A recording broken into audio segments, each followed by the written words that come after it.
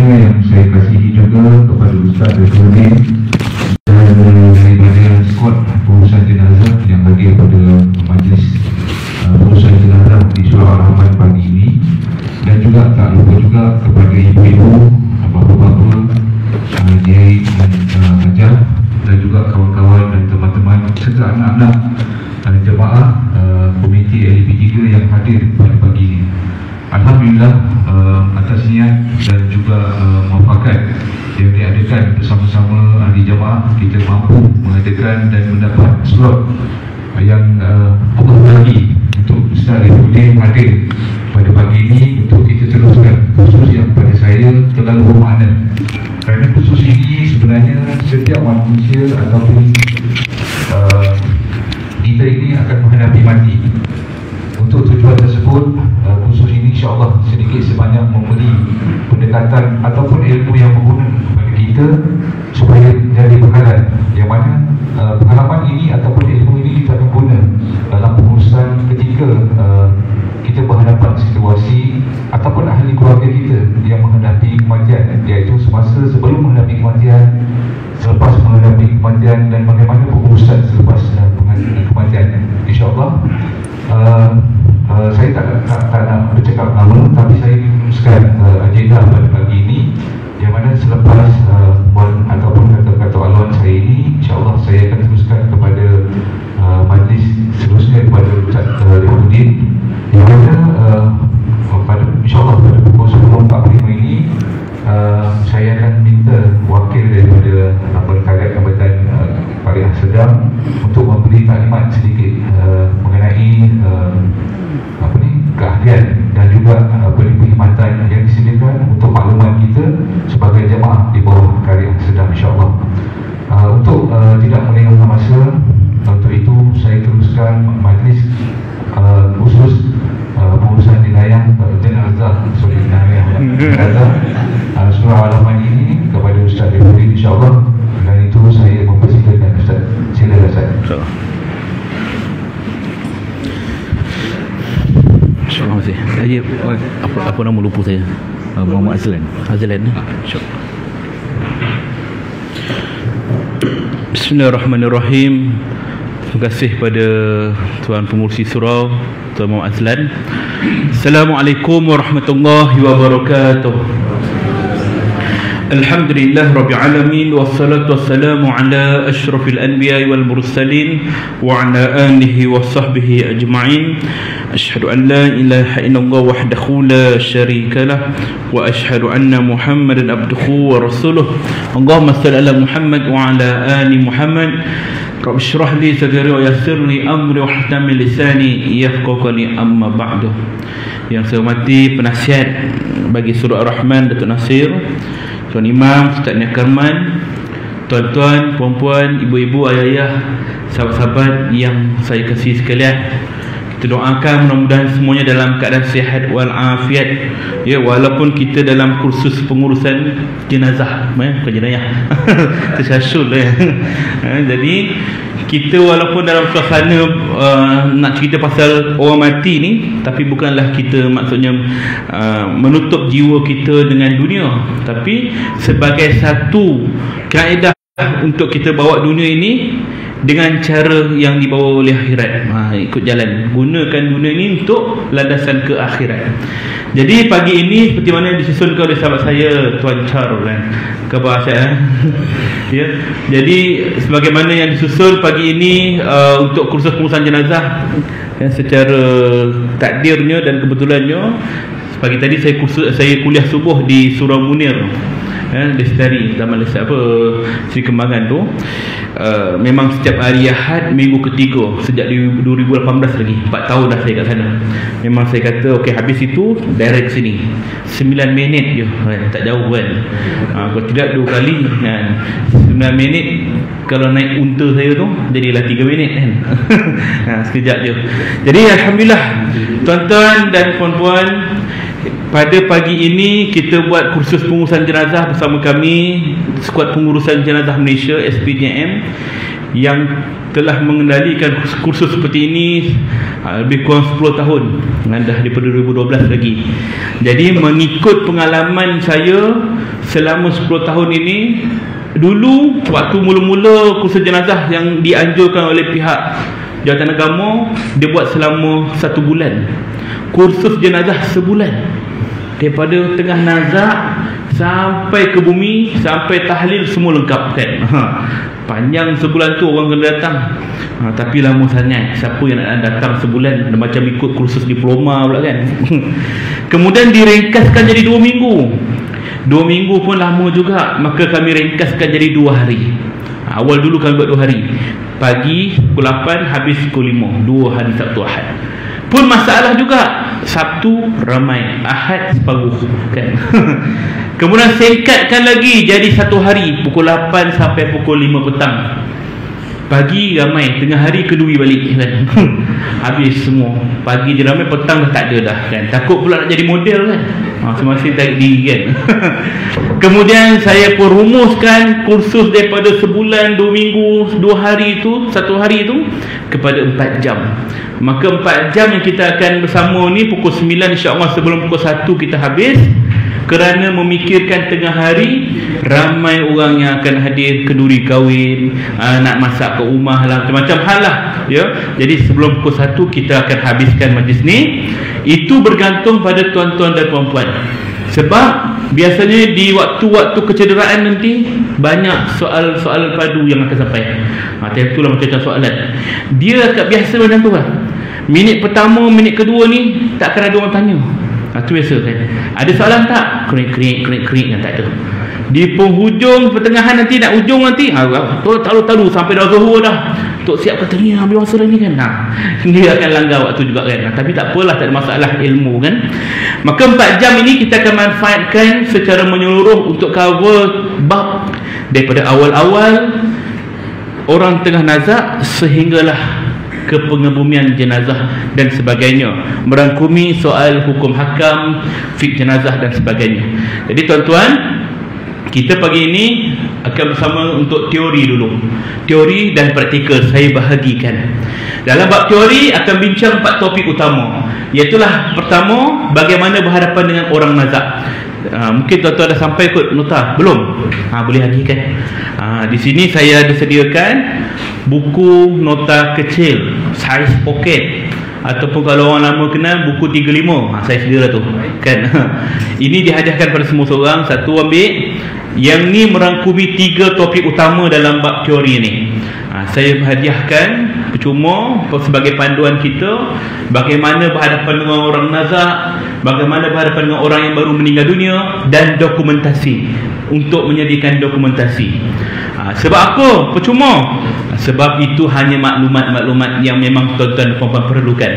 Jika tuan-tuan dan puan-puan perlukan maklumat yang lebih jelas, yang lebih cantik, berwarna, ada gambar, boleh dapatkan pada buku saya di luar kan. Ini buku ni. Ini berbayar lah pula kan. Buku ni pengurusan jenazah mudah sahaja, disertakan kaedah dokumentasi pengurusan jenazah reput berisiko tinggi. Dalam hal ini pengurusan jenazah HIV, COVID, mayat terbakar, mayat lemas, mayat berulat, termasuk solat jenazah gaib dan juga talqin, semua ada dalam ni ya. Kalau tuan-tuan ingat tahun 2020, masa mula-mula COVID, waktu tu kematian kurang, atau kematian tak ada lagi. Kita start kematian, tak saya bulan 6, kita start PKP bulan 3 ya. Sebelum berlaku kematian, saya ditanya oleh satu pihak berwajib, macam mana kaedah nak uruskan jenazah COVID. Masa tu kita tak tahu bahaya mana COVID ni. Lepas tu saya tanya, COVID ni macam mana? COVID ni lebih kurang macam penyakit-penyakit yang lain yang berisiko tinggi. So kita apply lah cara Ebola, cara pengurusan jenazah Ebola, ataupun bawah sikit daripada Ebola, HIV.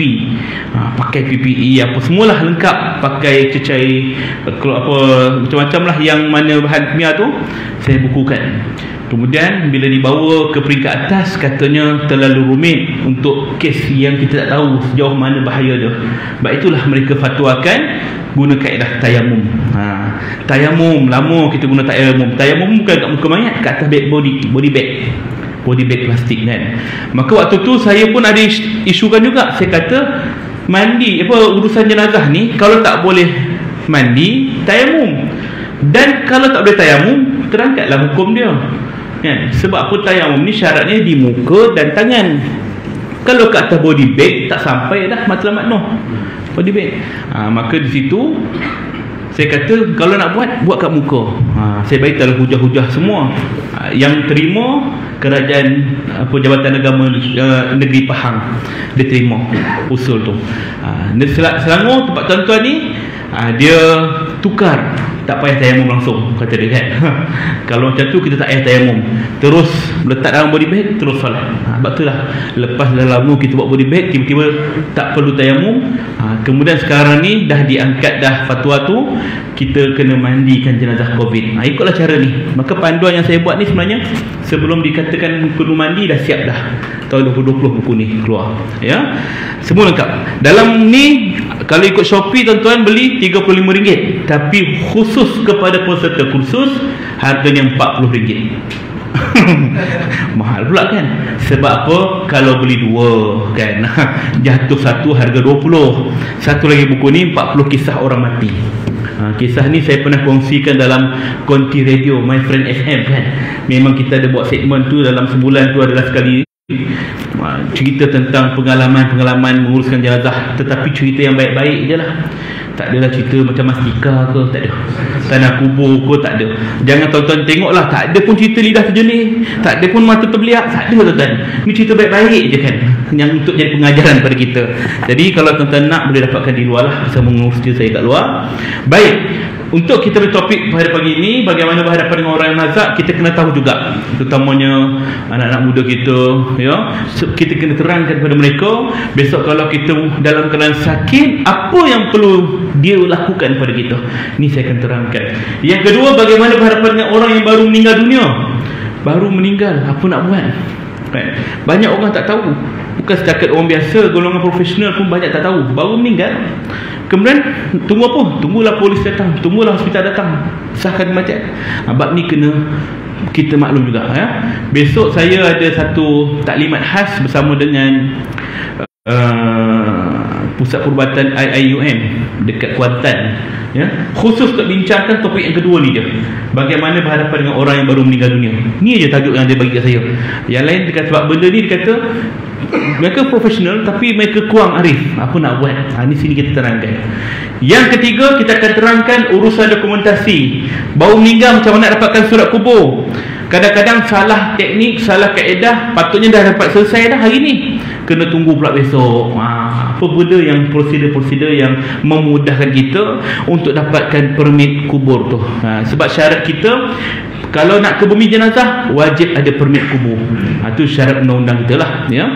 Dan yang keempat, rukun pengurusan jenazah, yang berkaitan dengan mandi, kafan, solat ke bumi. Saya akan terangkan dari sudut peralatan dan sebagainya. Baik, itu tentang teori. Dalam bab praktikal nanti pula saya akan terangkan 4 rukun tu sendiri. Iaitulah dari segi mandi, kafan, solat dan ke bumi. Semuanya akan kita ambil input itu hari ini. Maknanya walaupun dalam situasi mandi kita takkan gunakan situasi mandi itu sebenar, saya hanya gunakan simulasi saja. Sebab itulah saya dah bincanglah dengan mana-mana penganjur yang nak aturkan program bersama saya. Kalau waktu praktikal nanti, model tidak perlu dimandikan, dia hanya simulasi saja. Maknanya menggerakkan ke kanan, ke kiri. Sebab kalau guna air, dia akan jadi 2 musibah, tuan-tuan. 2 musibah akan berlaku. Ini bukan cerita main-main. Dah 10 tahun dah saya buat kursus ni, memang berlaku kan. Apa dia? Yang pertama, tuan-tuan banyak main air. Itu biasa kan. Ya, saya buat kursus jenazah pada tentera laut TLDM kat Kelang. Dia kata, kami ni tentera laut ustaz, kami nak guna air juga. Saya kata mesti banyak main. Tentera tak banyak main, tentera straight. Tapi bila berlaku kejadian tu guna air, memang banyak main dengan dia punya bos-bos ketua jawatan, semua main. Pasal apa? Pasal yang jadi model tu anak buah dia. Tu jam lah dia nak kenakan kawan dia, dia geletik kaki dia, curah kat hidung apa semua air, main-main lah kan. Jadi objektif tu tak apa sampai. Musibah yang kedua pula, kalau guna air, yang jadi model tu nanti balik memang demam panas. Tu biasa kan. Pasal apa demam panas? Pasal lama dimandikan. Tambah-tambah lagi tuan-tuan, waktu tu lah banyak soal, Ustaz air ni apa, berapa jirus, celah ni kat mana, lagi banyak soal, lagi lama kawan tu kena mandi kan. Sebab tu kita tak guna air, hanya simulasi saja. Itu yang kita kaedah yang saya gunakan dalam bab kafan.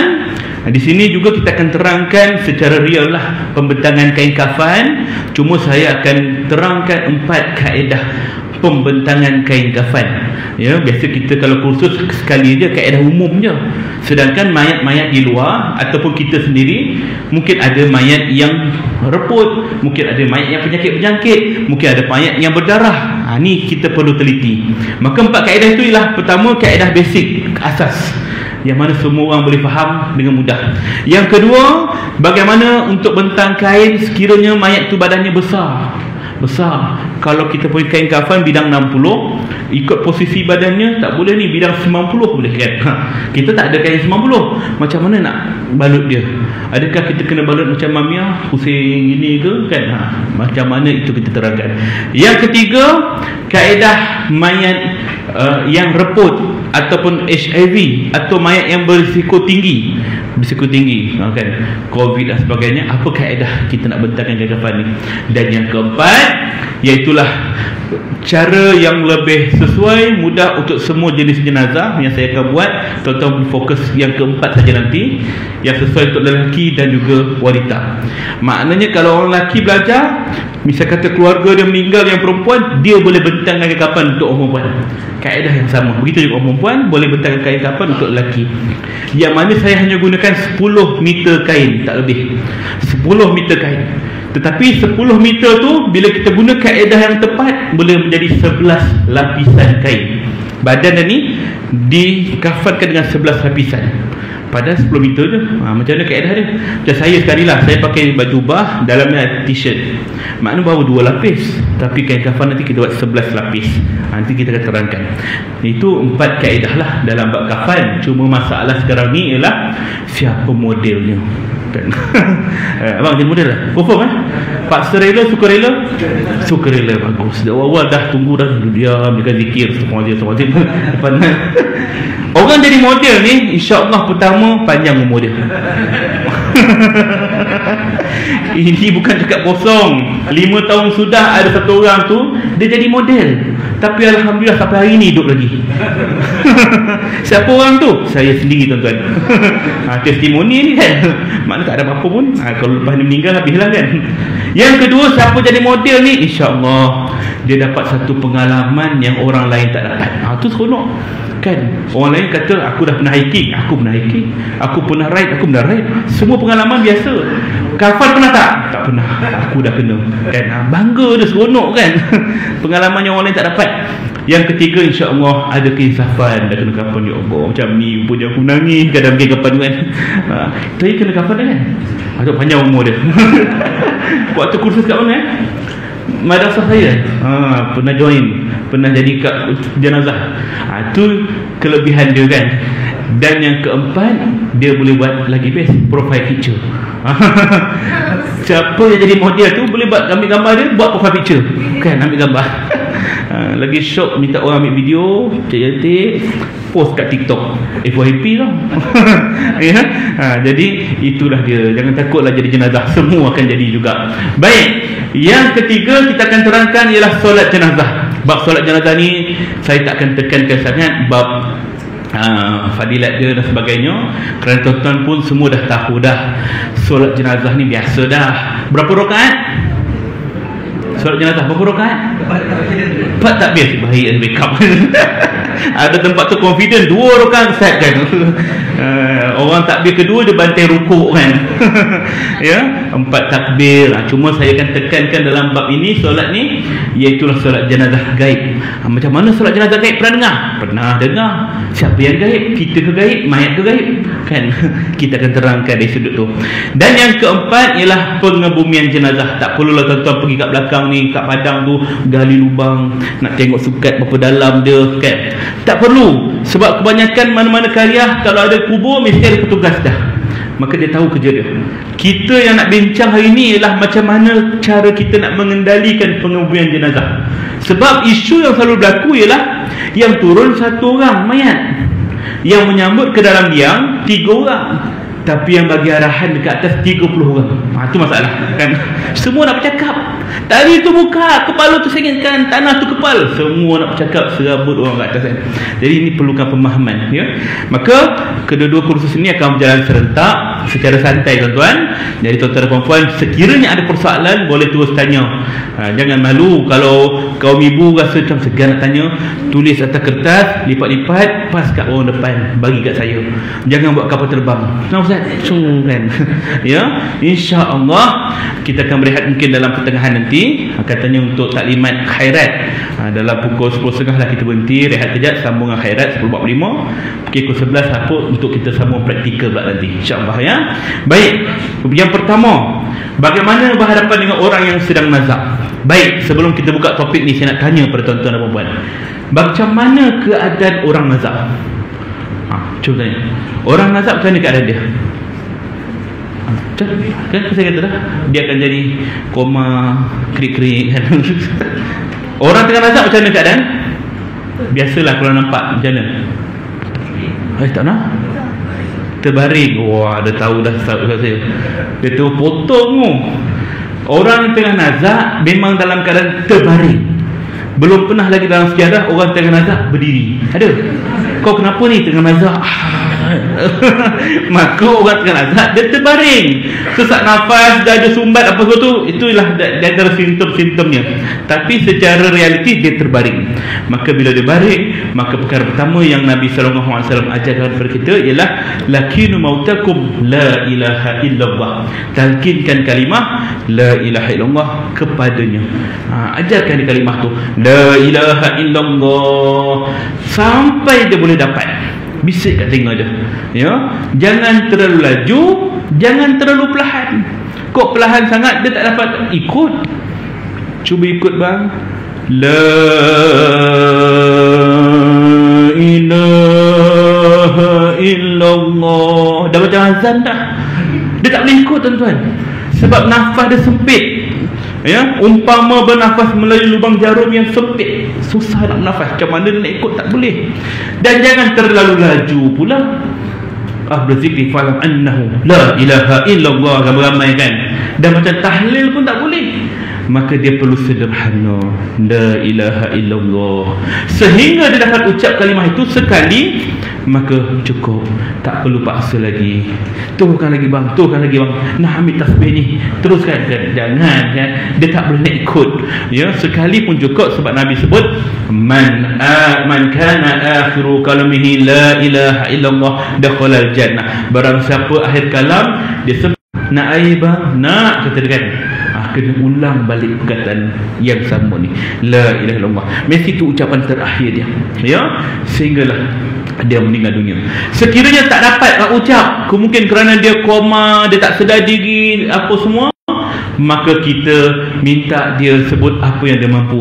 Allah, sebut Allah, biar Allah tu kalimah terakhir dia. Jika tak boleh juga, minta dia bagi isyarat. Kalau tak dapat sebut Allah, cuba kelip mata, terima syariat tu. La ilaha illallah, dia pun kelip mata. Maknanya dia terima kalimah tu. Cuba gerakkan lidah, dia pun gerak lidah. Cuba gerakkan jari, maknanya bagi dia tanda signal ya. Sehinggalah dia meninggal dunia. Kita minta. Dan sekiranya dia mati tak sebut la ilaha illallah, tak ada pula kalimah Allah, tak ada apa-apa signal tanda daripada dia yang diterima, maka dia mati, kita ketika itu sangka baik. husnuzan, dia sebut, dia terima, cuma kita yang tak dengar, kita yang tak perasan. Itu yang perlu kita buat, ya. Baik, itu ialah ilaha illallah. Yang kedua, bacakan mana-mana surah daripada Al-Quran di sisi pesakit. Apa surah? Kerana Al-Quran Asy-Syifa, Quran itu ialah penawar. Bacalah. Antara surah yang disarankan adalah surah Yasin. Bacakan pada orang-orang yang sedang nazak, bacakan padanya. Antara yang lain ialah surah Ar-Ra'd. Bacakan sekiranya orang tu koma, tak sedar diri, itu surah dia.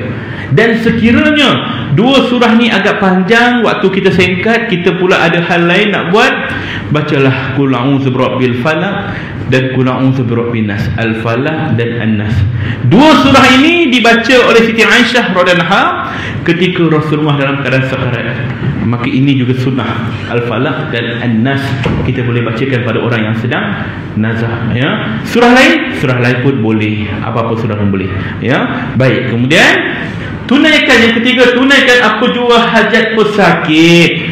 Dia nak apa bagi, dia nak air bagi dia air, kan? Nak air bagi dia air, ya. Tapi kalau dia minta air, doktor tak bagi pula. Puasa patient ni dia kena puasa, tak boleh minum, tak boleh makan.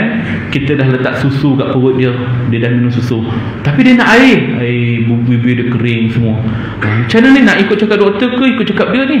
Dalam hal itu kita kena fikir logik lah. Doktor kata jangan bagi minum air, kalau kita teguk satu botol mineral kat mulut dia, nah minum, gok, itu tak boleh. Tapi kita ambil satu sudu, suap kat mulut dia, basahkan bibir dia. Itulah yang boleh kita buat. Suapkan perlahan, sapu kat tekak dia. Ada juga yang mengatakan bahawa kalau dia tak minta pun, suap saja air, sapukan air kat wajah dia, kerana ketika itu dia memerlukan tapi dia tak mampu nak minta.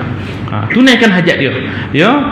Jika tak tunaikan, tak mampu tunaikan, maka jangan kita marah dia, pesan baik-baik, ya. Ingatkan dia baik-baik, ataupun bagi tahu kat dia, minta maaf saya tak dapat nak sediakan sekarang. Jangan kita marah dia pula, kan tengah malam tiba-tiba nak minta nasi ganda, macam mana? Tengah nazak pukul 3 pagi nak nasi ganda, nak lauk tu lauk ni, macam-macam dia minta, kan. Kita pula dah tension nak jaga dia. Kau ni aku sendiri tak makan, kau pukul 3 pagi minta nasi ganda, kau bukan kau minta. Jangan marah dia, cakap baik-baik, kan. Nantilah, ya, besok, sekarang tutup, besok kita akan pergi beli, ya. Ya, sebab apa? Kalau kita marah dia, maka waktu itu syaitan akan ambil kesempatan. Syaitan akan menyerupai mungkin arwah ibu, arwah ayah, kawan-kawan dia dah meninggal dunia datang balik menyerupai. Maka ketika itulah dia akan kata, apa yang kau nak sekarang? Saya nak air, dia tak bagi air. Ni air daripada syurga, ni nasi ganda daripada syurga, kata dia, contoh. Makanlah kau, tapi dengan syarat kau kena ikut aku, kita masuk syurga sama-sama, syurga yang sebenar. Dia akan pujuk. Kalau orang tu lemah iman dia, maka dia akan terpengaruh dengan pujukan syaitan. Baiklah aku ikut, wa yasubillah, mati dalam keadaan kufur. Tu dia takut tu, ya. Maka kita pujuk dia dengan cara lembut. Sekiranya dia tak dapat nak tunaikan hajat dia, pujuk dengan cara lembut. Besoklah, ya, kita beli nasi ganda, kata dia. Nanti besok beli nasi dekat dia banyak, letak lauk yang dia nak, ayam, sotong, daging, ketam mahal semua tu, bagi kat dia. Nah, makan. Dia makan sikit je kari, tak nak dah. Kita jangan marah pula time tu. Kau tahu tak aku nak dapatkan nasi kandang ni bukan senang, beratur daripada pagi, tiba-tiba kau tak nak pula, kan. Jangan marah dia. Waktu tu kita rasional. Kalau dia tak nak makan, kita bedal lah, kan. Apa masalah, kan. Hidup ni mudah. Maka yang saya nak tekan kat sini ialah tunaikan hajat dia selagi mampu. Jika tak mampu, kita pujuk dia baik-baik, pesan baik-baik. Jangan sesekali marah dia, kerana waktu tu hati dia sedang lemah, ya. Dan yang keempat, tak ada dalam slide, dalam nota total pun tak ada, iaitulah kita bimbing dia supaya sentiasa sangka baik kepada Allah, husnuzan pada Allah. Sebab apa? Waktu orang ditimpa ujian, musibah, kadang-kadang dia akan cakap benda-benda yang tak sepatutnya. Contohnya kita jatuh sakit, ya Allah, kenapa kau uji aku lagi, ya Allah, aku dah semayang dah, aku dah buat apa yang kau suruh, kenapa kau uji aku macam-macam, ya Allah. Kita mengeluh, sangka buruk dengan apa yang Allah takdirkan. Maka orang yang tengah sakit pun dia akan kadang-kadang sangka buruk, aku ni banyak dosa, neraka manalah Allah letak aku ni. dia akan putus asa. Maka ketika itu kita pujuk dia, Allah sayang kita, kita umat Muhammad, Allah ampunkan kita, istighfarlah banyak-banyak, Allah terima amal kita. Pujuk dia, jangan putus asa dari rahmat Allah. La taqnatu min rahmatillah. Pujuk dia supaya kita bimbing hati dia hanya bersangka baik pada Allah. Allah sebut dalam satu hadis, Allah akan menurut pada sangkaan hamba dia. Jika hamba-Nya sangka baik pada Allah, maka dia akan dapat kebaikan.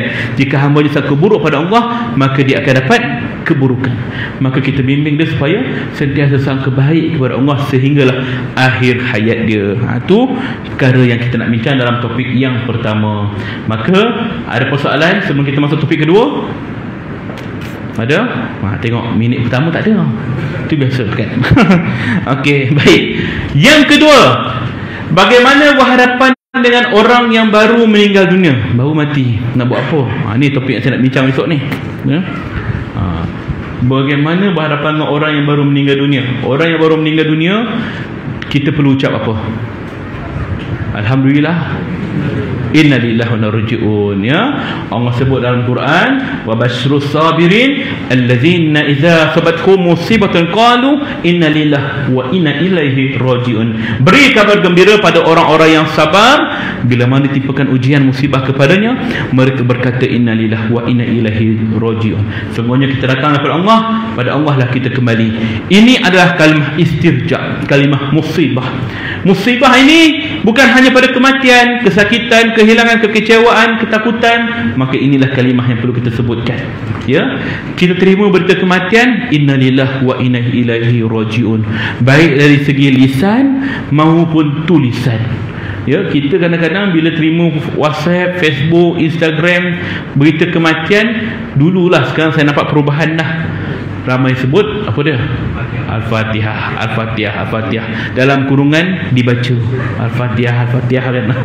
Salah ke Ustaz? Tak salah, bacalah. Baca, kita dapat pahala. Hadiah pada si mati pun insya-Allah dapat pahala.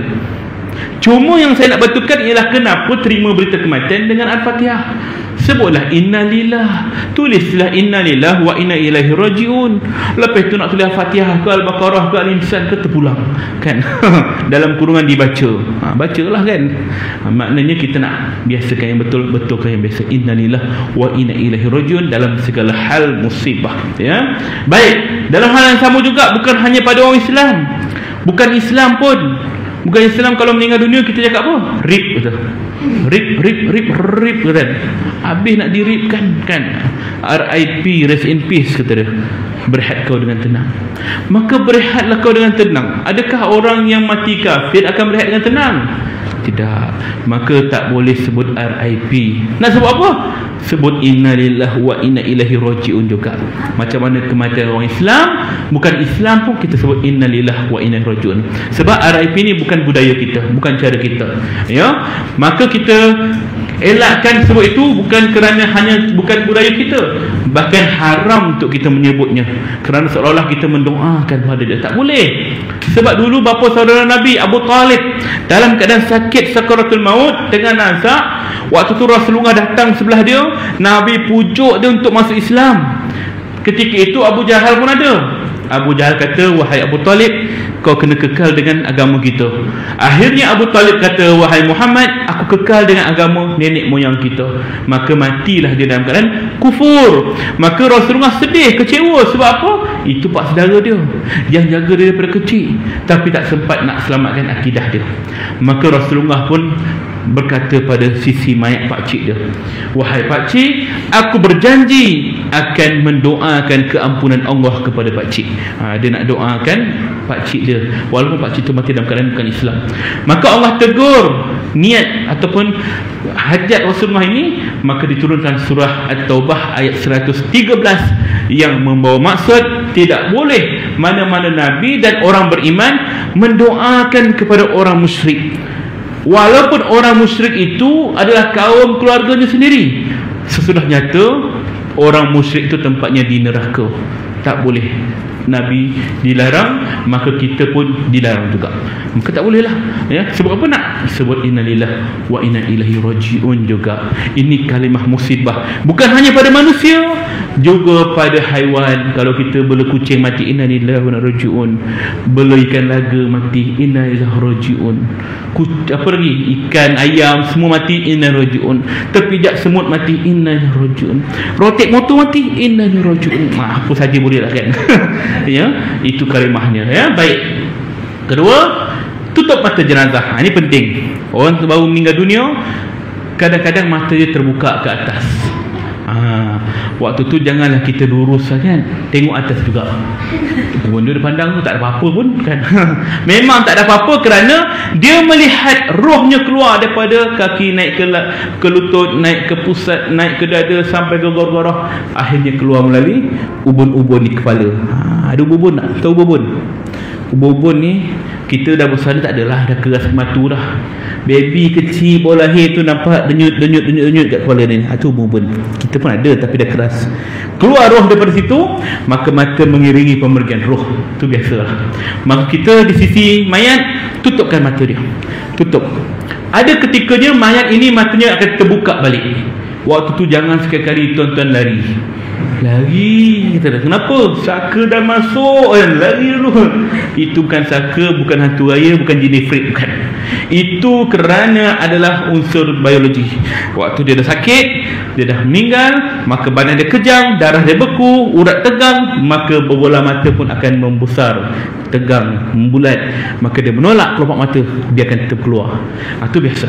Maka apa perlu kita buat? Kita cuba tutupkan dengan tangan. Jika agak kesat, letakkan minyak, urutkan guna minyak. Guna minyak, cari minyak kan, minyak masak kat rumah tu boleh, ya. Lotion ke, baby oil ke, apa saja, minyak zaitun ke, yang jenis lembut, licin, urut perlahan-lahan, ya. Kalau minyak yang selain daripada tu, janganlah. Minyak hitam boleh tak? Tak boleh lah kan. Minyak petrol lagi tak boleh. Minyak cakapak, pedih lah mata mayat tu kan. Yang logik kita urut perlahan kan, sehinggalah tertutup rapat. Sekiranya kaedah tu tak sesuai, masih lagi terbuka, guna kaedah yang kedua. Kita cari dulu batu kerikil kat tepi jalan. Batu-batu kerikil tu, batu kecil-kecil comel tu, sepah tepi jalan tu kan. Ambil batu tu, basuh, confirmkan tu batu, takut tak kucing kan, rasa keras dah. Bila letak kat mata mayat, cair meleleh kan. Confirmkan dulu batu tu, letak ke atas mata dia. Tujuannya nak beratkan kelopak dia supaya tertutup rapat, ya. Kalau tak jumpa batu yang sesuai, jangan sekali-kali guna bata. Minta bata, orang sebelah tu ada buat rumah kan, tak potong dua, tak petak kan. Jangan kita naya mayat dengan kaedah tu, ya. Tak semestinya batu kan? Tak semestinya batu. Maksudnya kalau benda yang setara, ya, yang sama saja dengan batu kerikil. Misalnya duit shilling, duit shilling, logam. Kadang-kadang orang guna sudu lebar, letak kat mata tu, boleh kaedah nak menutup mata dia. Kalau guna shilling, yang sesanya shilling 50 sen yang besar tu, letak kat mata dia, nak beratkan mata dia, ya. Ada kata tak sesuai ustaz, sebab ini cara orang Cina. Cina kalau mati dia tak duit. Ini budaya mereka ni, kita bukan nak ikut budaya dia. Ini kaedah sahaja, alat sahaja nak guna, ya. Dalam kawaid fiqh pun menyebut al-umuru bil maqasidha, setiap benda bergantung pada tujuan. Innama a'malu bin niat, bergantung pada niat kita. Niat kita nak tutup mata dia, ini alat sahaja, ya. Guna duit shilling, jangan sekali-kali guna duit kertas, tak jadi. Tepek sini 50, sini 50, tak jadi pun ustaz, memang tak jadi. Terbeliak mata mayat tu lagi ada kan. Ya, guna shilling. Apa-apa logam pun boleh. Cuma kalau guna duit shilling, tuan-tuan, jangan dibiar lama, takut terlupa. Dia meninggal malam hari, kita pun tutup mata. Ustaz Rafi cakap tadi guna duit shilling, dia pun letak duit shilling. Lepas tu dia ambil kain, tutup muka mayat. Lepas tu dia pun keluar, telefon kawan-kawan dia, WhatsApp beritahu dah meninggal. Dia lupa. Jiran-jiran yang dekat semua dah datang dah. Bila datang nak tengok muka mayat, buka je kain, astagfirullah, mata duitan. Nah sudah, kecoh satu karya ni kan. Mayat tu keluar duit mata dia tu kan. Maka elakkan daripada orang nampak perbuatan tu, ya. Sekadar untuk ikhtiar kita saja. Dan sekiranya kaedah tu tak jadi, buka balik, terbuka balik mata dia. Terbuka duit shilling tu, mata dia terbuka balik. Maka guna kaedah yang keempat, iaitu kita gunakan selotip kertas. Selotip kertas gam dan nipis. Ya, jangan guna double tape. Jangan, kan? Selotip kertas. Koyakkan sikit, ataupun kita kata nak guna yang 3M lah. 3M ni kuat sikit kan. Oh, jangan. Gam 3M tu. Guna selotip kertas. Kenapa saya kata kertas? Sebab gam dia nipis. Waktu nak mandi kita buka balik, dia tidak akan menyiat kulit dia. Sebab mayat kulit dia dah rapuh. Bila kita kasar sikit, kulit dia tertanggal. Sebab tu kita kena perlahan gunakan barang tu. Ya, kalau dekat hospital guna medical tape, dia ada gam yang sesuai lagi. Itu kaedah yang diguna pakai, ya. Dan jangan sekali-kali kita guna kaedah yang bukan Islam. Orang bukan Islam dia guna apa, tuan-tuan? Guna gam uhu. Saya dah pernah cerita dah pada pertemuan kita mula-mula kuliah maghrib, ya. Gam uhu dia pakai. Dia titik mata dia tu macam air mau, tap tutup mata. Memang takkan terbuka selama-lama, tuan-tuan. Mulut dia ni dia tutup guna gam. Kita puaslah nak ikat mulut tutup, dia guna gam je senang. Kita jangan guna cara macam tu, ya. Maka kaedah ini biasa diguna pakai oleh orang bukan Islam. Dia guna gam, kita hanya letak guna alat saja. Baik, sekiranya tak dapat guna kaedah ni, kaedah yang terakhir ialah kita gunakan tisu ataupun kapas tebal sikit, letak kat mata dia, tutup mata dia supaya orang tak nampak kedua mata dia yang terbeliak tu. Kalau orang selak kain, ternampak mata dia, dia mempanas kawan tu kan. Kan, yang ingatnya. Baik, tu yang kedua. Kemudian sumbat kapas ke dalam dua lubang hidung dan telinga jenazah. Kapas sumbat ke hidung dia, telinga dia. Tujuannya untuk mengelakkan serangga-serangga kecil, lalat, lipas, semut masuk. Sebab dia dah mati, badan dia dah, organ dia dah reput, maka dia akan masuk, menarik perhatian serangga-serangga. Dan dalam masa sama tujuannya untuk mengelakkan cecair dalam badan ni akan keluar, mengalir, darah, kahak semua keluar. Tutup, blok. Cuma jangan terlalu banyak. Orang kita selagi dia boleh sumbat, dia sumbat kan. Banyak saya tengok itu. Boleh lagi ni, boleh lagi ni, boleh lagi ni. Kembang hidung mayat tu. Bila kita nak mandi mayat tu, apa kembang benar hidung budak ni kan. Tarik keluar kapas tu, la ilaha illallah, daripada tekak ni tarik. Allah, jaga siksa mayat begitu. Sedikit saja, sikit je, ya. Dan kemudian kita akan keluarkan gigi palsu dan tutup mulut jenazah. Gigi palsu yang ada tu keluarkan. Sekiranya tak keluarkan, kita bimbang dia akan masuk ke dalam tekak ni, dia akan gelinci. Jadi kita keluarkan sekiranya boleh keluar. Sekiranya gigi palsu tu dah tanam dekat gusi, jangan sekali-kali kita minta pelayar pula. Minta pelayar, kenapa? Ni gigi palsu tak boleh ni, cabut pun juga salah. Ya Allah, gigi betul, salah sebelah tu kan. Jangan kita seksa. Jika tak boleh, biarkan saja. Walaupun pakai besi kat gigi tu, pagar tu, betul? Braces kan, banyak orang muda pakai nak ratakan gigi kan. Kita tak pandai tengok, macam mana ni, tak boleh ni bukan badan dia ni. Minta screwdriver, dia korek screwdriver, bedah darah mulut kawan tu. Jangan seksa mayat. Kalau barang tu tak boleh dikeluarkan daripada badan dia, biarkan. Termasuklah hal-hal yang berkaitan dengan cincin. Kalau pakai cincin, sebab tu dia sebelum meninggal senang nak keluar masuk, tapi bila dah meninggal badan dia dah kembung, susah. Gunalah sabun ke apa ke, kadang-kadang payah. Maka biarkan sahaja, lalukan air, cuba lalukan air kat keliling dia kalau boleh, ya. Hal-hal yang lain juga termasuklah dalam hal kalau dia pakai rambut apa nak palsu ke, ataupun warna rambut kan. Orang lain rambut hitam, tiba-tiba dia warna kuning. Kau ni orang mana ni kan, lahir kat Kembangan kan tapi rambut kuning kan, contohlah kan. Maka kita nak hilangkan rambut tu macam mana? Botakkanlah. Botakkan dia kan. Jangan botakkan dia, ya. Tak boleh potong rambut mayat walaupun berkala-kala, macam traffic light merah, hijau, kuning. Jangan botakkan dia. Setengah orang kan ambil jalan mudah, dia botakkan. Tak boleh. Cuba buang warna dia. Cuba cuci guna sabun ke shampoo ke. Jika tak boleh, maka biarkan sahaja. Lalukan air saja kat tempat tu. Termasuklah tatu kan, dia ukis-ukis gambar monyet, gambar naga, gambar rimau, macam-macam lah kat badan dia semua. Maka kita tengok, tak boleh ni, dia dah mati ni, sebagai orang Islam tak boleh ni, kita kena buang ni. Macam mana nak buang? Guna pisau sagat tu tuan-tuan, berguling-guling kulit tu kan. Jangan seksa mayat. Walaupun gambar salib sekalipun pada mayat tu, tak boleh kita siat kulit dia. Biarkan saja. Lalukan air saja kat badan dia. Settle. Ada orang kata kalau macam tu kita tayamum lah. Lepas mandi dah basuh-basuh, kemudian tayamum. Kenapa? Ada tempat yang tak boleh kena air. Tak perlu tayamum sebenarnya. Sebab tayamum ni sebagai ganti air. Bukan sekiranya ada barang halangan kita kena tayamum. Tak. Syarat tayamum ni sebagai ganti air sekiranya tak ada, ataupun sekiranya mayat tu langsung tak boleh kena air, terbakar, mayat itu dah apa, penyakit jangkit, tak boleh kena air, maka dalam hal ini boleh guna tayamum.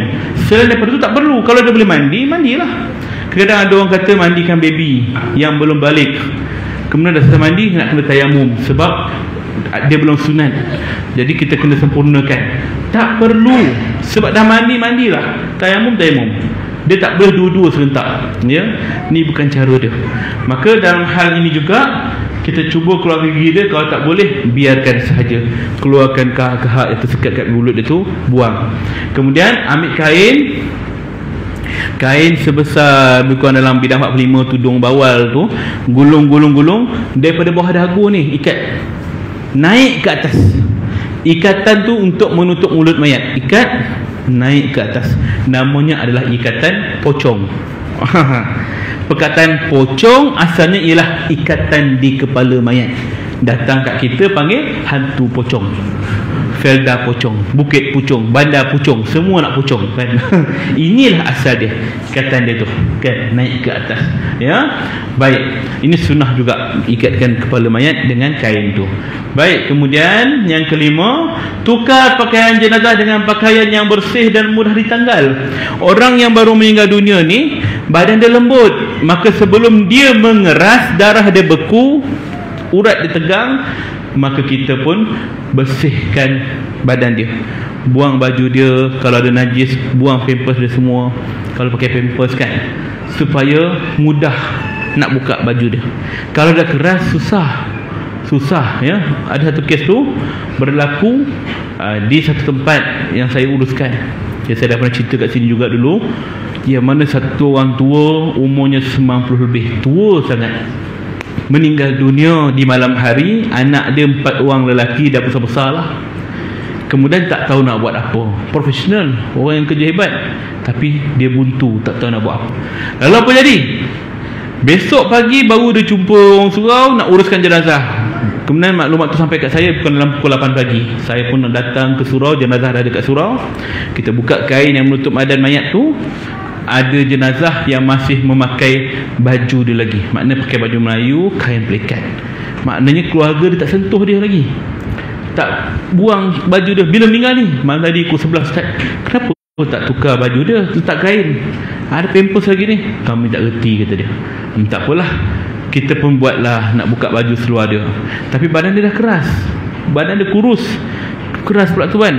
Lalu saya minta izin untuk gunting baju dia. Keluarga diizinkan lah, tak apalah, terpaksa lah. Kita gunting baju dia, nak keluarkan baju dia, kain semua, bersihkan najis. Lepas tu saya cuba nak kiamkan tangan dia begini, tak boleh, sebab dia dah keras, kejang dah. Kalau kita paksa, saya risau patah. Maka kata kat anak dia, bang, tak maaf, waktu kafan tangan dia begini, tak boleh macam ni. Okeylah, anak dia kata, buatlah apa yang ustaz rasa sesuai. Tapi salah seorang anak dia tak setuju, mungkin yang bongsu sekali. Tak boleh ustaz, saya nak tangan dia kiam, saya nak sempurna macam orang lain. Bukan saya tak boleh buat bang, tapi keadaan mayat ni tak sesuai. Tak apa, biar saya buat. Saya pernah ikut kursus, katanya sapu minyak boleh lembutkan anggota badan mayat. Oh, abang pernah ikut kursus? Pernah. Kenapa tak handle malam tadi? Saya lupa Ustaz kan. Itu biasa kan. Hadir kursus memang ramai. Kadang-kadang setiap tahun dia hadir, tapi time berlaku dia jadi blank, jam. Itu biasa. Maka kita tak apalah, cuba buat. Dia pun sapu minyak, gosok. Saya nampak memang tak ada harapan, memang tak boleh, tapi dia yakin nak buat. Dia try, bang saya takut patah, jangan kasar-kasar je. Boleh Ustaz. Dia urut. Kemudian dia cuba nak kepakkan tangan ayah dia tu begini, tak terdengar patah. Longgar tangan bapak dia. Masalahnya semua tergamam. Pandang saya, masalah aku pula kan. Kau yang buat kan. Semua mata merah menyala, merah padam muka dia kan. Yang buat tu dia, muka dia pucat, lagi pucat daripada bapak dia. Terkejut dia, macam mana ni Ustaz kan. Abang dia pun tanya saya pula. Dia tak tanya adik dia tanya saya, Ustaz patah ke tu? Dah bagi soalan kebat kat saya pula. Apa pun dia aku nak jawab ni, segala hukum fatwa, fix semasa, semua keluar. Tak tahu nak jawab apa kan. Ustaz patah ke tu? Pandang seorang-seorang muka dia. Saya pun buat pegang lah tangan arwah tu. Tak patah bang, tak patah, insyaAllah kan. Ni biasa je ni kan. Habis bunyi kuat tadi, bunyi apa? Relax bang, tu bunyi otot kita. Perap kan, kita lenguh, kita letakkan otot kita kan. Itu je bang, tak ada apa-apa pun. Dah kita tak payah luruskan, kita buat macam biasa je, settle. Rupanya abang dia tak setuju. Dia macam marah. Dia pandang adik dia, nasib baik tak patah. Kalau patah aku patahkan tangan kau. Garang abang dia, tuan. Kita waktu tu suasana dah riuh dah. Saya cuba kawal situasi kan. Saya kata tak patah bang, tapi dalam hati kecil saya kata nasib baik aku tipu, memang patah pun kan. Kau tidak bergaduh adik-adik kat situ kan. Jadi itulah yang berlaku dalam kalangan masyarakat. Kita akan jumpa pelbagai jenis jenazah di luar sana. Bukan hanya sempurna baring kat atas katil.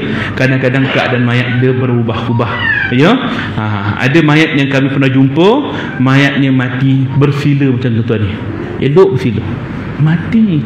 Saya pun terkejut. Saya tak ada kat situ. Tim saya kat Terengganu kata, Ustaz ni mayat rare. Dia buka kain tu, tengok bersila. Kenapa tak bayangkan orang tua tu bongkok ni bersila kan? Tak boleh Ustaz, dia dah beku keras. Macam mana ni? Bawa pergi hospital lah. Hospital kata dah boleh urus dah, sebab dia mati sakit tua. Macam mana ni Ustaz? Buatlah ikut kemampuan waris, ikut kemampuan mayat tu kan. Waris pun tolong angkat mayat tu, mandikan dalam keadaan bersila, kafankan dalam keadaan bersila. Okey lagi lah. Tapi tang solat dia mencabar sikit tuan-tuan. Allahu Akbar. Tergamam dia pandang kita mana dia kan. Tapi itulah cabaran dia kan. Tapi ke bumi pun dalam keadaan bersila juga. Maka mayat ni ada bermacam-macam keadaan, bentuk. Ya, tu belum kira lagi yang tanah runtuh bau ni. Dah 23 orang kan mayat ditemui. Mungkin ada lagi 9 orang tak jumpa. Tu macam-macam keadaan. Saya pun dapat juga beberapa keping gambar keadaan mayat yang membengkok, berpeluk dan sebagainya. Sedih dah tengok keadaan mayat begitu kan. Tapi itulah lumrahnya. Kita tak tahu macam mana cara kematian kita nanti kan. Maka waktu jumpa dengan mayat-mayat yang tak boleh dilenturkan dengan cara baik, jangan kita paksa dia. Ya, saya pernah jumpa mayat yang keadaan dia begini. Elok landing kan. Dia layani PL ke FIFA ke tak tahulah. Macam ni kan, jaga-jaga tuan-tuan kalau jumpa ni apa dia layan malam tadi kan, landing. Tak boleh buat turun. Dia mati dah lama, dah 3 hari. Jadi badan dia dah keras. Kan. Saya kata kat tim saya, cubalah turunkan. Tak boleh Ustaz, saya pun cuba buat. Tak boleh. Memang jam. Last kali macam mana? Kita mandikan dalam keadaan begitu, kafan pun dalam keadaan begitu. Tak ada masalah lah. Tapi time orang datang nak ziarah tu masalah dia. Ada makcik tu tegur, apa kembang bonak kepala budak ni? Dah dia makcik tu tangan dia. Astagfirullah, mulut jahat. Sebab itulah kita kalau pergi tengok jenazah, mulut kena jaga. Nampak pelik-pelik kat mayat, jangan tegur. Apa kaki bengkok tu? Tak ada orang nak bengkokkan keluar kaki mayat. Kita buat macam ni lah kaki dia. Tak ada, mesti ada sebab kan. Maka itu keadaan yang berlaku pada dia kan. Kita ikutlah. Mayat ni akan berubah keadaan dia. Begini ke kan? Ada mati begini ke? Kuatlah kan. Tak boleh buat turun. Tengok teromel dengan cucu dia tadi kan. Tak boleh buat turun kan. Macam ni ke kan. Ikutlah dia kan. macam-macam keadaan mayat. Dan juga benda itu juga boleh dilakukan, boleh dibuat. Saya dalam bidang embalming, pengawitan mayat, saya diajar untuk membentukkan tubuh badan mayat. Kalau mayat non-Muslim, ikut pada keadaan yang diminta oleh mayat atau yang diminta oleh waris ataupun mayat sebelum meninggal. Sebelum meninggal dia kata, nanti mati tangan saya mau macam ni, kita ikutlah. Ada kan, sebab apa? Dia masuk ubat tu daripada lembut kemudian dia akan jadi keras. Maka sebelum dia mengeras, kita akan buatlah. Nak buat senyum boleh. Sebab tu mayat-mayat yang bukan Islam, dia tersenyum. Saya first time tengok mayat bukan Islam, dia tersenyum kan. Saya tengok keranda tu dah keluar daripada hospital. Saya tugas kat Shah Sedang. Dia tarik keluar keranda Cina tu, kasket tu, ada cermin. Kita pengintai kat cermin tu. Mayat tu senyum. Oh yo, husnul khatimah kan. Muka ada ongo kan, senyum. Saya pun fikir, macam mana dia bagi senyum Rupanya kerana alat tu. Saya belajar sampai ke Filipina nak dapatkan kaedah tu. Ya, ubat tu masuk, diajar nak bentukkan senyuman mayat. Gini kata dia. Lepas tangan, tersenyum mayat tu, tuan-tuan. Jadi waktu ubat tu masuk, dia jadi macam lembut sekuat dada. Kita lenturkan badan, gini ke, dia nak buat gini ke, dia nak buat gini ke, ikut kan keinginan waris ataupun mayat tu punya permintaan. Itu kaedah dia. Nanti di penghujung nanti, tuan-tuan, program ni saya akan tunjuk satu video. Saya tak tahulah saya tunjuk video tu dulu. Ada tunjuk ke? Belum InsyaAllah kalau ada kesempatan tunjuk video proses pengawitan mayat, untuk tujuan pengetahuan, tuan-tuan. Ya, kita orang Islam tak pernah ataupun tak perlu melalui dia. Yang berlaku proses pengawitan mayat ini hanya pada jenazah bukan Islam. Namun jika orang Islam itu nak ke bumi, ke negara asal, meninggal di New Zealand, nak bawa balik ke Malaysia, proses ini yang diguna pakai. Menyakitkan ya. Barang saya tak ada sini. Ada? Ada kat belakang tu. Nanti saya tunjuk barang saya tu. Ya. Baik. Ini adalah proses ketika mana tukar pakaian, buka baju dia, jaga aurat dia depan belakang. Kalau perempuan pakaikan tudung, jangan dibiarkan bila kita buka je kepala dia, nampak rambut mengerbang. Dah kenapa tak tutupkan rambut orang ni? Tak apalah ustaz, arwah dia masih hidup, free hair, kata dia. Elok menjawab pula tu kan. Dia free hair tu macam pasal bila dia mati tanggungjawab kita. Kena jaga ya. Ni senjata saya ya. Senjata Undertaker. Tadi kata kenapa orang panggil Ustaz Undertaker? Ni dah ada kan. Bunyi pun menyeramkan.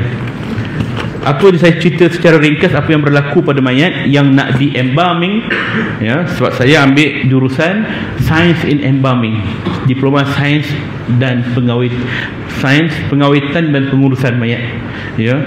Bukan hanya mengawet mayat, sampailah ke krematorium, tempat pembakaran mayat dah jadi debu, kemudian kita proses untuk letak dalam pasu dan sebagainya.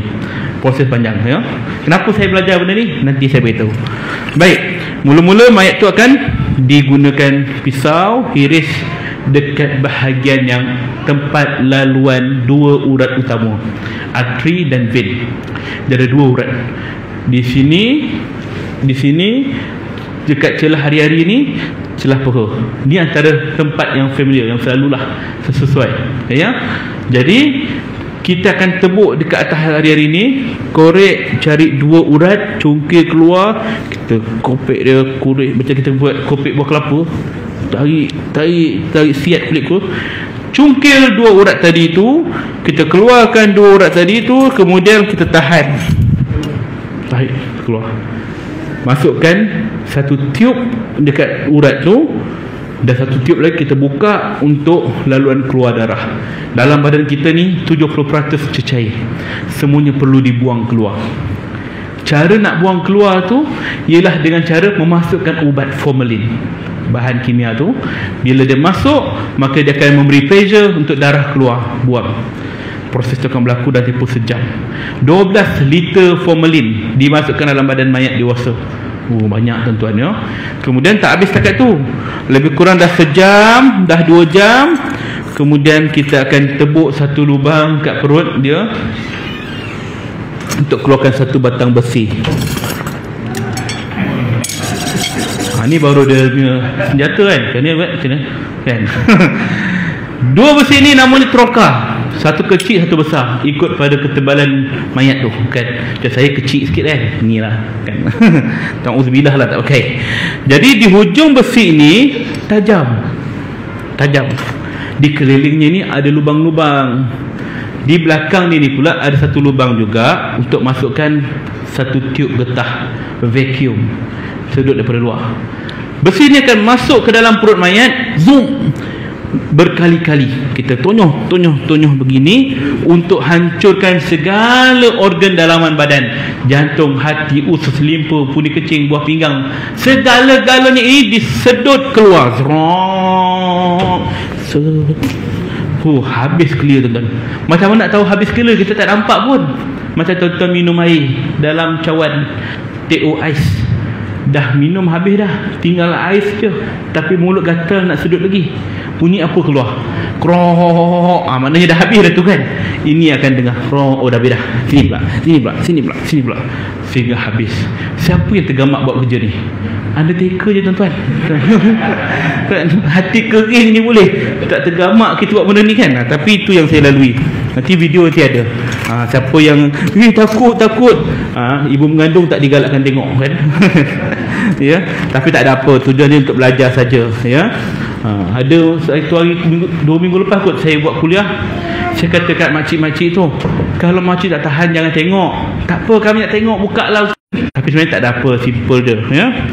Baik. Kemudian kita nak cerita bahawa proses dah selesai ni. Yang keenam, kiamkan tangan dia 3 ikatan utama. Tangan, ikatkan tangan.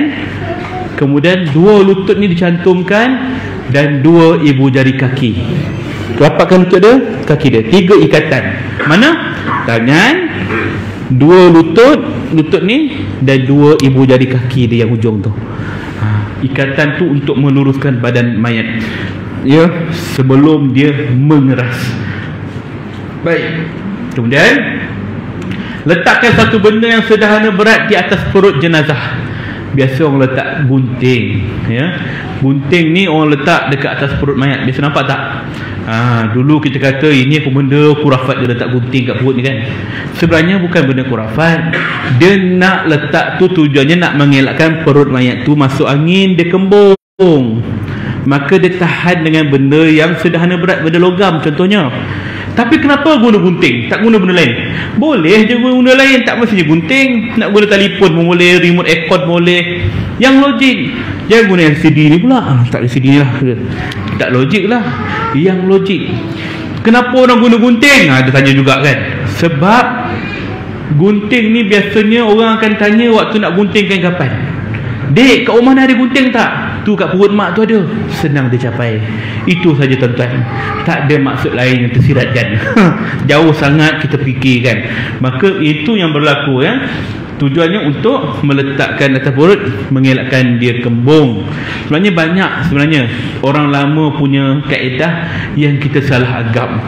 Sebenarnya itu kaedah yang sesuai untuk dia. Misalan tuan-tuan, pernah nampak tak ataupun pernah dengar tak, kalau ada mayat jangan bagi kucing datang. Apa jadi? Apa jadi kalau kucing tu datang melintas atas badan dia? Bangun balik. Ini semua pengaruh cerita momok. Dia bangun balik, maka awak mengaji ke? Dia kata kan. Kata kan, ada tegur orang yang mengaji tu kan. Berlari dengan Tok Imam lagi kan. Pasal apa? Kerana dia kata kucing melintas atas badan mayat. Kalau begitulah mudahnya nak bangunkan mayat balik. Katakanlah keluarga kita meninggal, nak hidupkan balik, lempar kucing je lah. Tak payahlah panggil doktor pakar kan. Logiknya lagi tu. Tapi sebenarnya orang tua-tua dahulu meletakkan larangan jangan letak kucing dekat dengan mayat untuk mengelakkan badan mayat yang dah siap mandi, dah siap kafan tu terkotor. Kotor balik dengan mungkin kucing tu kencing ke, mungkin akan kena najis ke, dia berak kat tanah, dia keris tanah tu, naik ke atas tu, dia lap pula kan. Maka untuk elakkan kain kapan tu kotor, maka dia elakkan jauh, tak jauh. Tapi orang dulu bila dengar cakap letak kucing jauh takut ada najis, dia tak dengar arahan. Macam kita juga, kita macam tu juga kan, orang dulu macam tu juga, dia tak dengar arahan, payah dengar arahan. Lalu dia kata, ini kucing arwah, biarlah kan. Kucing kan dah memang macam keluarga kita, kalau siapa yang bela, ni kucing arwah, biarlah dia kan. Maka orang yang persatu akan guna kaedah menakutkan. Kalau tak alih kucing ni, nanti kucing tu melangkah mayat ni bangun, tahulah kau. Ya ketuk, baru dia alihkan. Ya okey kan. Takut dia tuan-tuan. Macam tu juga kalau orang tua dulu mandikan mayat dekat atas pangkin rumah tinggi kat luar tu kan, air mengalir jatuh ke bawah. Air yang menitik tu, kita masa kecil pun nakal juga. Tengok air apa ni kan, tak ada kan, minum ke kan, mana tahu kan, nakal masa tu. Maka nak elakkan budak-budak main kat kawasan tu, maka dia takut kan lah, kau jangan main kat bawah rumah tu tau, ada hantu tu. Ya ke? Tak percaya cuba kau tonggeng macam ni kan, nampak hantu tu, lari budak tu kan, takut. Kaedah menakutkan. Ataupun satu lagi saya nak bagi tahu tuan-tuan, biasa kalau orang meninggal daripada dulu sampai sekarang, takut mungkin ada amalan tu, tutup cermin. Kan, tutup cermin, habis cermin rumah dengan TV kita tutup, side mirror motor semua tutup cermin. Takut. Kenapa? Kalau kau tak tutup, nanti nampak jemaah roh tu, nampak muka roh tu. Kita pun takut. Padahal apa kaitan dia dengan kita? Kalau kita buka cermin, betul ke nampak roh tu? Tak nampak. Tapi kenapa orang tu guna kaedah takutkan kita? Kita kata ini semua kurafat orang tua dulu. Bukan. Itu adalah kaedah dia, nak suruh orang ikut arahan. Kerana ia berkait dengan hukum edah. Hukum edah. Orang perempuan yang kematian suami atau berpisah dengan suaminya, dia terikat dengan hukum edah. 3 perkara utama.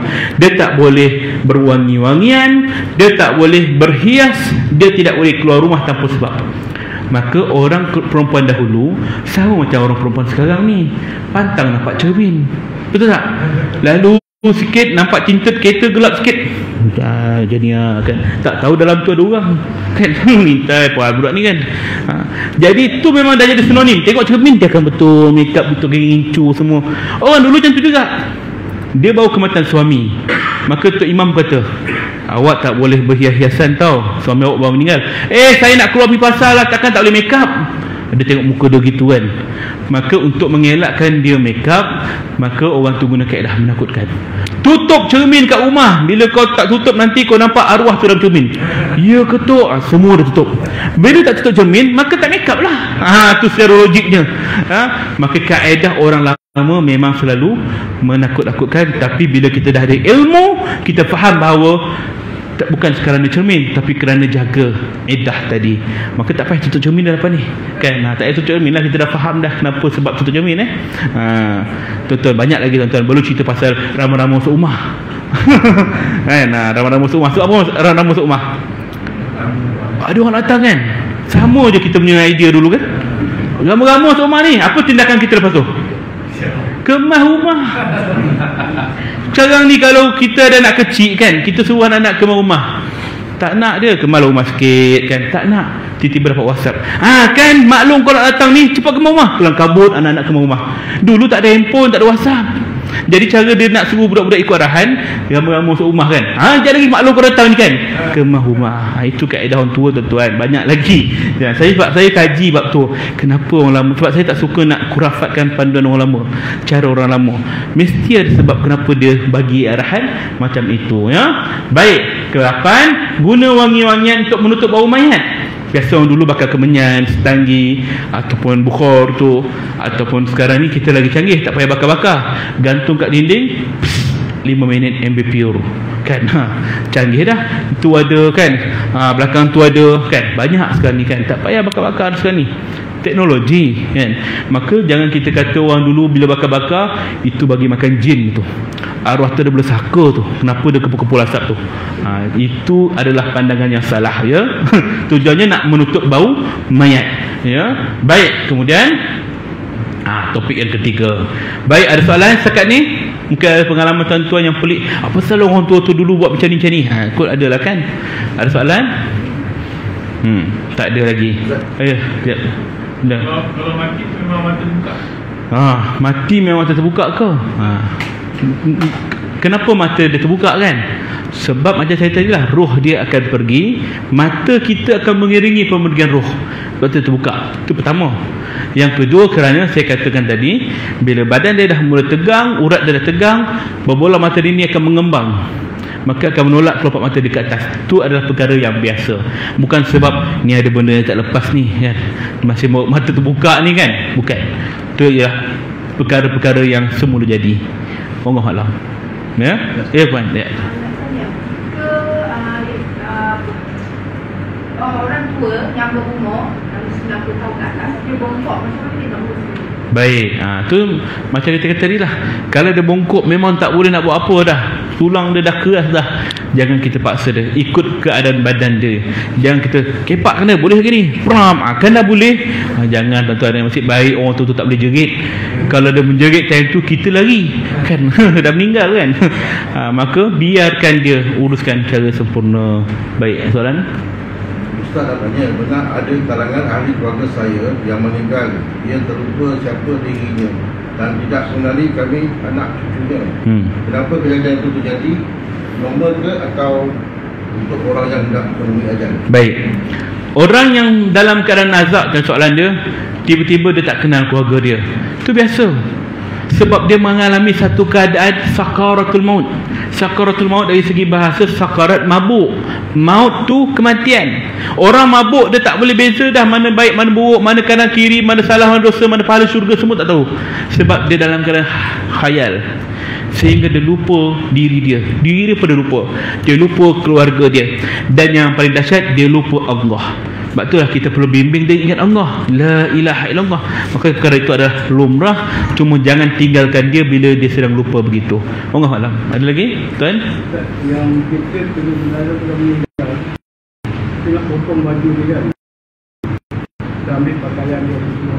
Dalam ni kata dia suruh buang pakaian tu ataupun simpan air. Itu masa dia baju yang dipakai mayat waktu terakhir tu. Baik, kenapa kena buang? Buang atau simpan baik. Sebab baju yang dipakai itu dari sudut kesihatannya, kita memang ada kuman, ada najis, maka lebih baik dibuang daripada kita simpan darah-darah kotor tu kan.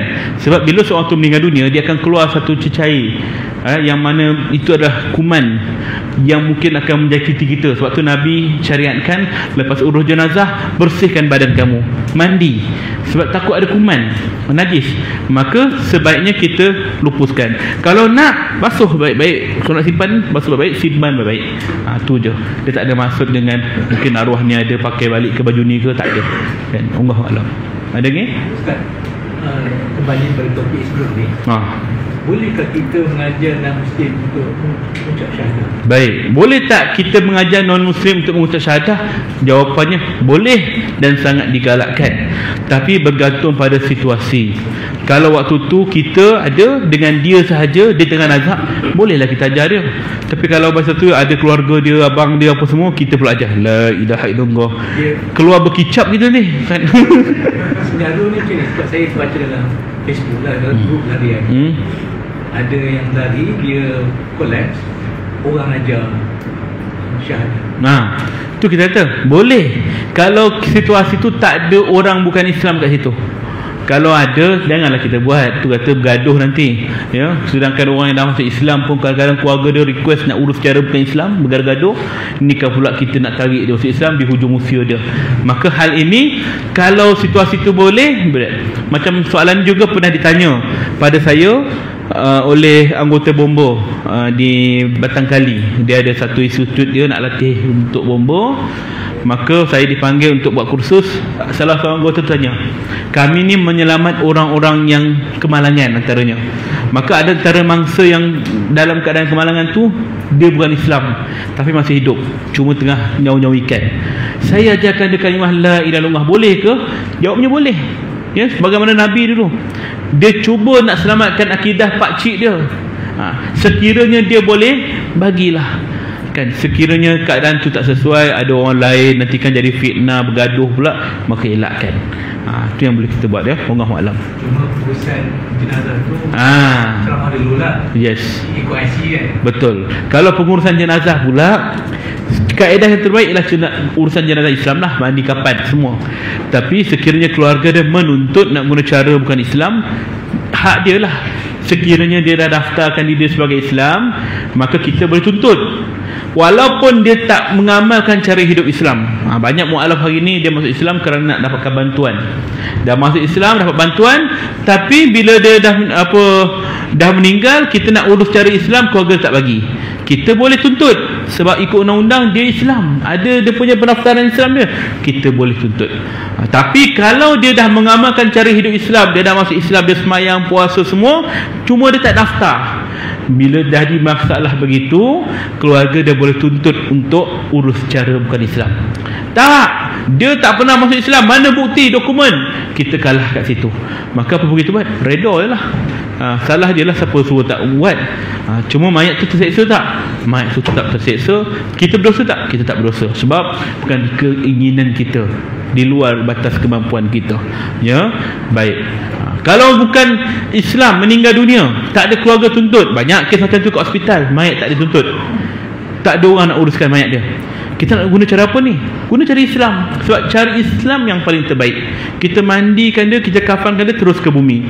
Tak ada istilah solat sebab dia bukan Islam. Ya, itu kaedah yang kita guna pakai, ya. Allah Allah. Ya tuan? Kalau ada mayat yang tak lengkap, macam mana kita nak uruskan? Macam dia accident, lubang hancur. Sekiranya mayat tu hancur, accident, berlebur, kena giris kereta api ke apa ke, maka kita kutip anggota badan, organ-organ yang ada tu, kumpulkan setempat. Biasanya pihak forensik yang akan menjalankan kerja je dulu. Kita akan dapat dalam keadaan normal lah. Kalau hancur, dia akan jahit balik. Sekiranya tak boleh, kita akan buatlah macam biasa. Ambil cebisan daging dia, tulang-tulang dia tu, basuh sikit, letak ke atas kain kafan, letak susu, ambil baik, kemudian kita kafan macam biasa. Ataupun kita buat bunjut, sebab tak ada anggota badan, dah hancur lah, buat bunjut macam tu kan, pun boleh juga. Tapi kalau dia meninggal dunia, tidak ada bukti-bukti kematian. Contohnya, kita tahu dia terjun kat sungai, sungai tu ada buaya, tapi tak jumpa mayat dia. Timbul satu hari, tangan dia je, kita nampak cincin ada tangan, tangan dia ni. Maka apa perlu buat? Kita mandi, kita kafan, tak perlu solat lagi, terus ke bumi. Kenapa? Belum tentu lagi dia meninggal, sebab manusia boleh hidup tanpa tangan. Jadi dia lari, tangan dia je hilang, besok jumpa kaki pula. Kaedah sama, mandi, kafan, terus ke bumi, tak perlu solat, boleh jadi dia hidup. Manusia boleh hidup tanpa kaki. Kemudian jumpa kepala pula, macam mana ni? Mandi, kafan, kepada solat tak? Dah kepala je kan, tentulah mati kawan tu kan. Maka tanda-tanda kematian tu dah ada, maka uruskan macam biasa. Sebab itulah MH370 yang hilang sampai sekarang tak jumpa. Sampai sekarang tak ada orang yang solatkan jenazah gaib pada dia. Sebab apa? Tak boleh lah. Walaupun kerajaan dah isytiharkan mereka mati kerana proses undang-undang, tapi dari sudut hukum tak boleh kerana tak ada bukti kematian dia. Itu jelas kat situ, ya. Allahu a'lam. Soalan lain? Okey, baik. Kemudian kita masuk ke topik yang ketiga, urusan dokumentasi berkaitan pengurusan jenazah. Kita terikat dengan Undang-Undang Akta Pendaftaran Kelahiran Kematian 1957 pindaan 2016. Setiap kematian perlu dilaporkan, jika gagal akan didakwa menyembunyikan kematian. Ini penting, kena daftarkan kematian ni. Kat mana nak dapatkan daftar permit kubur ni? Dua tempat, forensik hospital atau bilik mayat hospital, ataupun yang kedua, balai polis. Forensik hospital atau bilik mayat hospital hanya keluarkan permit menguburkan mayat ini dalam keadaan dia meninggal di ward saja. Ward saja, ya, dalam tempoh 6 jam ke atas, dah dirawat, dah didiagnos sakit apa, kemudian meninggal, maka baru hospital keluarkan surat. Selain daripada itu, sama ada dia meninggal dekat rumah, kat hospital, dekat rumah, dekat office, kat surau, tengah jalan, dalam ambulans, dekat emergency hospital, semuanya pihak polis yang keluarkan surat. Sebab apa? Walaupun dia kat emergency, dah masuk emergency ni, kenapa nak kena report polis juga? Sebab dia belum buat rawatan, hanya bagi bantuan awal saja, bantuan kecemasan, belum rawat lagi, ya. Maka apa yang perlu kita buat kalau nak buat report polis? Pertama, tuan-tuan, kalau meninggal di rumah, jangan terus pergi balai polis. Banyak orang tu pergi balai polis, dia akan mengundang lambat, menyebabkan lambat. Sebab apa dia pergi balai polis? Polis akan tanya, siapa yang meninggal? Ayah saya. Siapa yang sahkan kematian? Saya sendiri. Cik doktor ke? MA ke? Tak, saya kerani kewangan. Kan tak kena. Kau pangkat lain tapi kau nak isytiharkan kematian orang. Tak boleh. Dari sudut law-nya tak boleh. Ya, mesti orang yang ada authority dalam bab itu. Maka apa perlu kita buat? Sebab itulah kadang-kadang bila sampai bab tu, polis tak akan marah dia. Awak sahkan dia, mana awak tahu dia meninggal? Tak. Polis pun faham juga dia dalam keadaan sedih. Polis akan cakap, abang balik dulu, kemudian tunggu kami datang. Tunggu kami datang. Nak menunggu dia datang tu, walaupun balai polis di depan rumah je, dia akan cakap on the way, on the way. 2-3 jam lah kita tunggu dia. Sebab dia banyak kerja. Dia bukan kes emergency kena datang cepat, ya, melainkan kes jenayah dia akan datang cepat, ya. Maka apa perlu kita buat? Pertama, call 999 yang paling mudah, ataupun panggil pihak hospital ataupun klinik yang berdekatan. Panggil, kalau ada doktor ke, panggil untuk sahkan kematian. Maka doktor akan datang ataupun MA akan datang, naik ambulans, dia akan sahkan kematian. Maka dia akan keluarkan satu surat kematian, surat pengesahan kematian. Okey.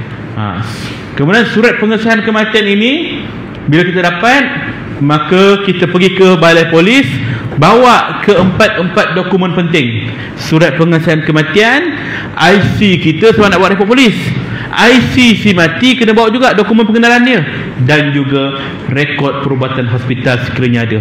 Sekarang tak ada dah rekod perubatan, kita bawa balik kad hijau kecil tu je. Kad hijau tu bagi polis, sebab polis akan siasat berdasarkan nombor.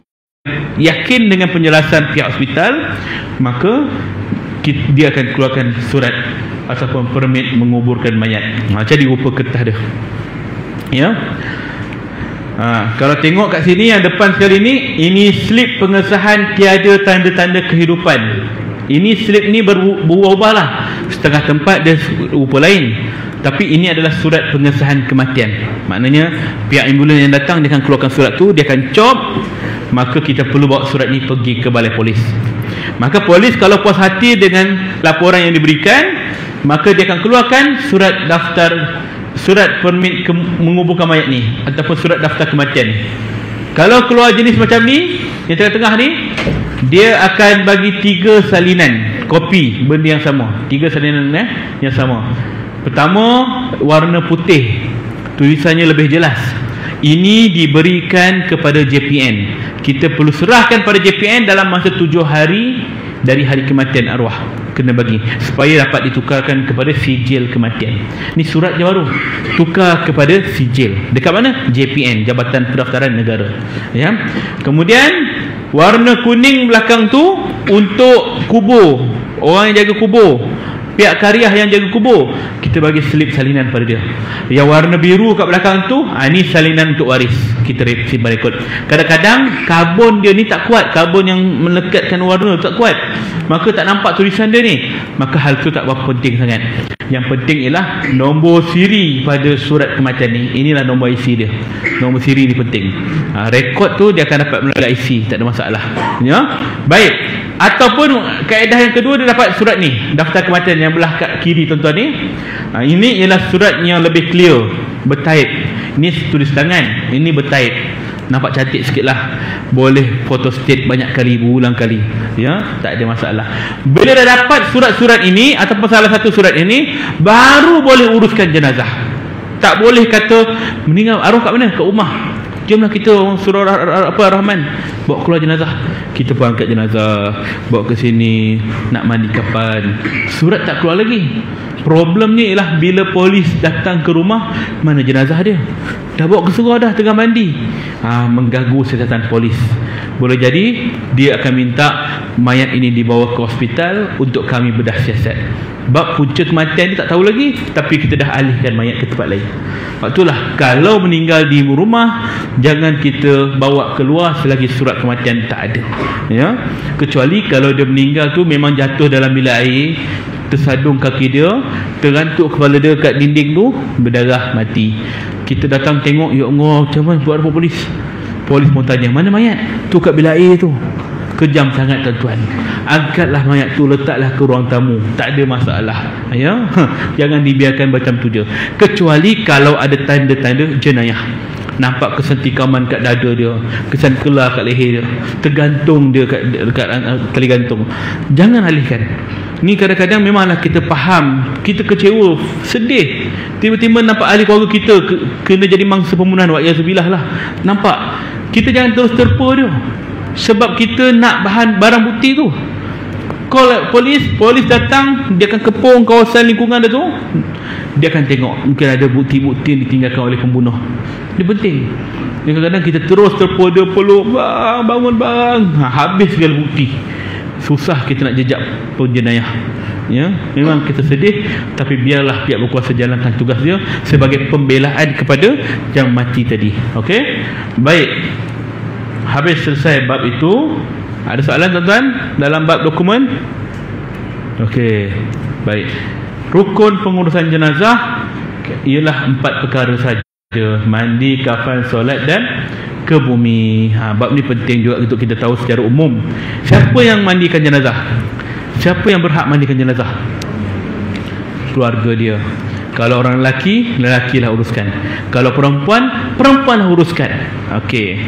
Boleh tak anak lelaki mandikan jenazah mak dia? Boleh, tapi dengan syarat bahagian-bahagian aurat antara dada hingga lutut orang perempuan yang uruskan. Boleh tak anak perempuan mandikan ayah dia? Pun boleh, dengan syarat di antara pusat hingga lutut biar orang lelaki yang uruskan. Okey. Suami isteri, macam mana? Boleh tak suami mandikan isteri? Bab ni ramai orang keliru. Suami haram memandikan isteri orang lain. Dia bagi game kejap. Kalau isteri orang lain tak boleh lah, tapi kalau isteri sendiri boleh. Ya, sebab Rasulullah pernah kata, wahai Aisyah, jika engkau mati dulu, aku yang akan mandikan jenazahmu. Maka bolehlah, boleh suami mandikan jenazah isteri dia, begitu sebaliknya. Tapi ada situasi juga. Sekiranya suami nak mandikan isterinya, pastikan suami bersama dengan keluarga. Tak boleh ketika itu adalah AJK Muslimat, AJK Marhaban, AJK Baca Yasin, AJK Dapur, ramai-ramai keliling, suami seseorang itu. Maka hal ini mungkin ada pergaulan yang tak dapat kita elakkan, ya. Maka suami duduk luar lah kalau tak boleh buat. Waktu nak siram air nanti yang terakhir, panggillah masuk. Tu kaedah dia. Begitu juga kalau isteri, kematian suami, waktu tu hari imam, Tok Bilal pengusi, Tok Siap apa semua tu, isteri tengah pula nak mandikan jenazah suami dia, sing-sing lengan. Padahal waktu tu dia dah mula hukum edah, dia tak boleh nak bercampur macam tu. Dia duduk kat tengah, ada pula Tok Siap kat tepi tu. Dia pun nak sabun perut suami dia. Perut suami tinggi pula, ni capai tak nampak. Tok Siap pula pun nak sabun tu sendiri pula, dah berselisih tangan dengan Tok Siap. Contohlah kan, atas perut suami, kan tak kena. Jadi dalam hal begitu, kalau isteri nak mandikan suami, biar dengan anak-anak atau keluarga dia, bukan dengan orang luar. Ini kena faham, ya. Itu juga dalam hal nak mandi jenazah ni, orang lelaki-lelaki, orang perempuan. Bagaimana nak mandikan jenazah pondan? Pondan yang bukannya pondan yang pakai baju biasa je, dia lelaki pakai baju perempuan. Tak, ni pondan yang dah renovate barang dia. Siapa yang kena mandikan jenazah dia? Orang lelaki ke perempuan? Lelaki. Ya ke? Perempuan ke? Dia dah buang bawah dia tu, dia dah kembangkan atas tu, macam mana? Pondan juga mandikan? Dah jenuh nak cari pondan yang boleh mandikan mayat. Siapa yang kena mandikan dia? Keluarga dia. Keluarga dia, betul, bagus ya. Keluarga dia lah antaranya. Tapi kalau keluarga tak reti, macam mana? Lelaki juga yang kena uruskan jenazah dia, walaupun dia dah tukar set dia macam perempuan, tapi fitrah dia lelaki. Habis macam mana aurat dia? Aurat dia macam mana?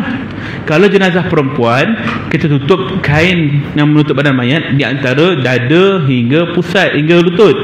Tapi kalau jenazah lelaki, kita tutup kain di antara pusat hingga lutut. Tapi kalau pondan, aurat dia macam mana? Aurat dia sama macam lelaki, pusat hingga lutut, tapi dada macam perempuan. Macam mana? Maka kita wajib tutup juga bahagian dada dia. Orang perempuan nak mandikan jenazah perempuan, dia tak boleh selak kain lalukan tangan ke atas dada, tak boleh. dia kena lalukan tangan dia di bawah kain, tutup, jangan bagi orang nampak. Demikian juga kalau pondan, kita mandikan jenazah pondan, tutup bahagian dada dia, tangan kita saja yang di atas badan dia. Sebab kalau tak tutup akan jadi dua musibah. Musibah juga. Musibah pertama, orang akan nampak aib dia. Macam tu rupa dia kan. Mengaibkan dia, kita berdosa. Musibah yang kedua akan jadi fitnah pada tukang mandi mayat. Ustaz, kenapa lama-lama kat situ? Kita kena fitnahkan. Jadi tutup, orang tak nampak. Maka itu jalan selamat, ya. Ya, baik. Saya pernah mandikan jenazah pondan, ya. Maka nampaklah situasi itu yang berlaku. Memang selalulah macam tu, ya. Tapi ada juga pondan yang kata, nanti besok kalau saya mati, uruskan cara perempuan, kata dia. Banyak songeh dia kan. Tak payah mention nama siapa kan. Baik, kafan, solat jenazah. Okey, kemudian kita akan cerita nanti. Kita rehat kejap 10.30 untuk kita beri laluan pula. Rehat dulu ya. Minta pengusi. Okey. Dia minta teruskan on the way. Oh, tak sampai lagi. Sampai lagi. Kita rehat dululah. Kita rehat dulu. Sementara itu mungkin dia akan datang. InsyaAllah. Jangan balik tuan-tuan, tak habis lagi praktikal. Assalamualaikum warahmatullahi wabarakatuh. Boleh dia baik.